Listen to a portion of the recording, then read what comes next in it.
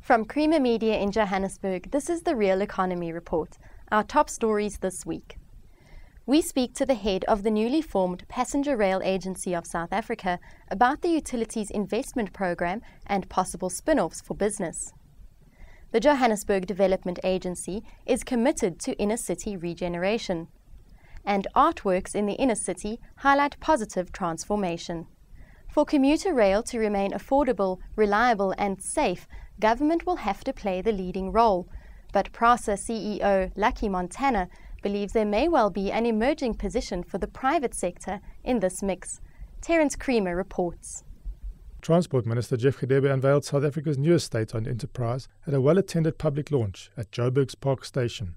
The merger brings the well-known commuter brands of Metrorail, Shosholoza Translux and City to City under the aegis of one corporate brand, known as PRASA. The consolidation is the strongest indication yet of government's desire to place rail back at the heart of the country's passenger transport strategy, a strategy underpinned by a 25 billion three-year investment plan to arrest passenger rail's decline. But what role, if any, could the private sector play beyond supplying PRASA with capital goods, infrastructure and services? CEO Lucky Montana outlined his vision from Park Station's Platform 16. Now, the main thing to understand is that the 25 billion rands that is being put into this program is for us to upgrade, arrest the decline. It's not addressing your future investment requirements.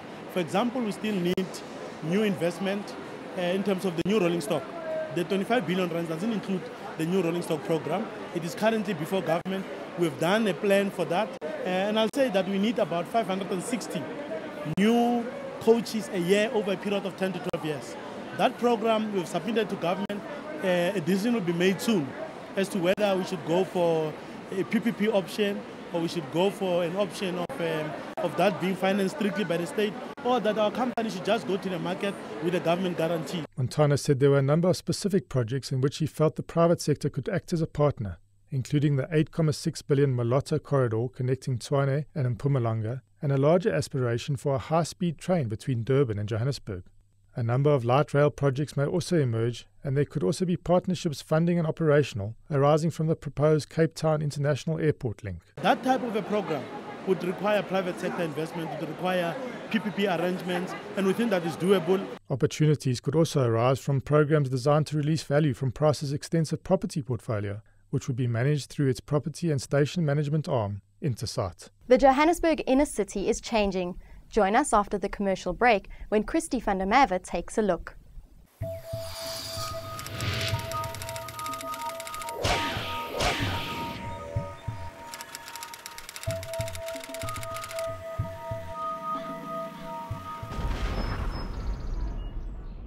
Johannesburg has always been a bold and bustling city, but there's no denying it's suffered neglect over the recent years. But the Johannesburg Development Agency is changing that. We've spent about 4 billion rand if I include the Rea Vaya bus rapid transit system, which makes up quite a big portion of that. The rest of the money is being spent on inner city regeneration, on township regeneration, and also on the 2010 projects. We've got an increasingly bigger inner city regeneration funding base over the last few years, and we're very delighted that there is more capital to work with in revamping the inner city. The whole basis of our work is the belief that if we as the city can take responsibility for the public environment and make sure that the public environment is working well, that the buildings, which is to say the private buildings, will be looked after by private sector investors. And we are really finding that. The amount of money that is being spent by the private sector in acquiring buildings and in renovating buildings in the areas in which we have been working, especially in Newtown, in Braamfontein, in the Fashion District and a number of other places, we are finding that the numbers are very large. If the city just spends a little bit of money fixing the public environment, the private sector spends a lot of money fixing the private buildings. In the acquisition of properties and in the renovation of properties, there has been a boom in the inner city, a big boom. And what we are seeing is the construction of new buildings, that is to say commercial buildings, residential buildings. And it's very exciting because we also see that development taking place all around us. Key to the success of any project of this scale is having a strong skills base to draw from. There's enough money for inner city regeneration, but that money means nothing until it can be applied. And the people in the engineering field, the quantity surveyors as well, play a key role. The architects play a key role, and the construction companies. And at the end of the day, none of this could be done without the workers who work in the construction companies and who often, put their lives at risk in some of these big projects. They are the guys and women who are out there every day delivering these projects. And we as JDA are very fortunate to be able to play a sort of coordinating or leading role in all of this. But at the end of the day, we as JDA staff, we don't deliver this by ourselves.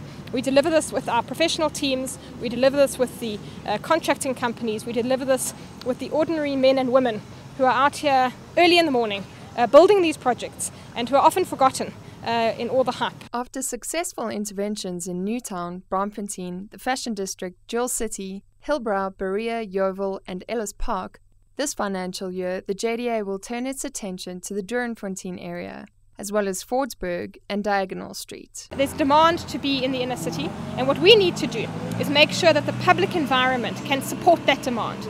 That when people come into the inner city, there are places to park, there are parks to play in, that if you live in the inner city, that there are decent places for you to be with your children, that there are restaurants.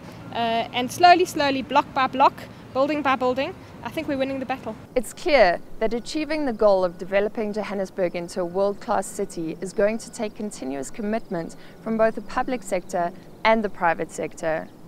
For the Real Economy Report, I'm Christy van der Merwe in Johannesburg. An artist group is being funded by the Johannesburg Development Agency to install public artworks as part of the Urban Regeneration Initiative. Beth Shirley reports. The Trinity Session is an art production company interested in urban regeneration and public art interventions. Currently, it is involved in the upgrade of Hillbrow, Yeoville and Berea. Marcus Newstetter, Joint Director of the Trinity Session, explains that the artworks fall in a broader upgrade framework. Over the last 2 years, the City of Johannesburg and the Johannesburg Development Agency have been upgrading and trying to transform the Hillbrow, Berea, Yeoville area. Companies like Gap Architects have been awarded the tenders to upgrade the paving and the kind of public space areas, and companies like ours, the Trinity Session and Grady Design, have been responsible for commissioning public art in the Hillbrow, Berea, Yeoville area. Some of them which are community-based and interactive, where the community has been part of building the work or part of designing the work, while others have been more sculptural, iconic pieces to say, welcome to Hillbrow or welcome to Yeoville. Stephen Hobbs, partner at Trinity Session, explains the difficult task of preserving the artworks in the inner city environment. Part of the process of developing the works is to ensure, relative to the location and site, that the process of fabrication and manufacturing can withstand the test of time. An interesting issue because, practically speaking, this is an issue of the city, the Department of Arts, Culture and Heritage, and the city in general taking ownership after practical completion. Address the maintenance issue up front in the planning and the development and fabrication and installation of the work. To produce work in the right way and engage the environment and the people that use it in the right way, you could start to look at different types of ownership that occurs.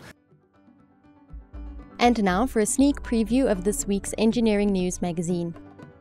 Read about the array of technology spin-offs emerging from the construction of the Meerkat radio telescope.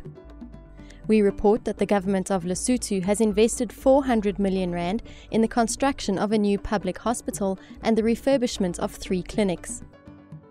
And we reveal that Durban's 2010 FIFA World Cup Moses Mabhida Stadium will feature a cable car as a tourist attraction. And in Mining Weekly this week, read our cover story on the state of South Africa's ferrochrome smelters and their reaction to the global financial crisis. We reveal that TSX and AIM-listed Platman hopes to do an inward listing on South Africa's JSE towards mid-2009. And read that coal-to-liquids giant Sasol has completed the basic designs for Secunda's underground coal gasification demo plant. That's Creamer Media's Real Economy Report. Join us again next week for more news and insight into South Africa's real economy.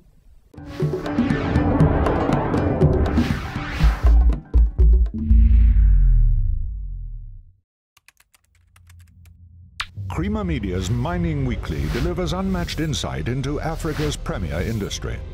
Breaking news, visit miningweekly.com. Creamer Media's Mining Weekly, empowering mining.